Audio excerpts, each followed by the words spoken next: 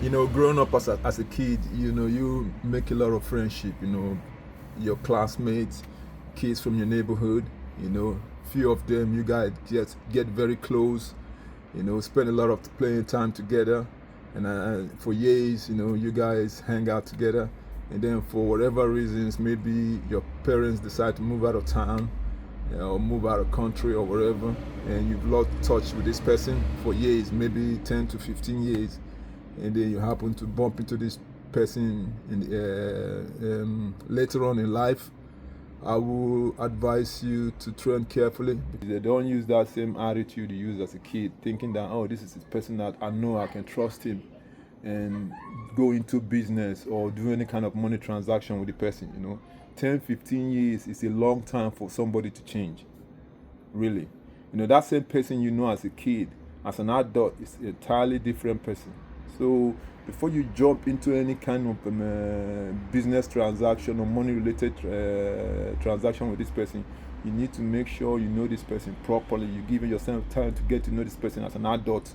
Not be use that memory as a kid and go into business and then get disappointed. I was just listening to some story on the social media about this guy that went into some real estate transaction with an old friend from back in the days, like 20 years ago, and then that old friend ended up screwing him up and killed him for a piece of land. So my best advice to anybody, honestly, if you run into people from the past and you're thinking about getting into anything financially with this person, you better make sure you know this person as an adult. Don't go with that same memory that you use as a childhood, because people change. Condition make people change every single time. There's likelihood that the person changed for good, that the business transaction might turn out to be a prosperous one, and there's likelihood that this person you met now is a totally different person that will screw you up, which will probably might lead to death.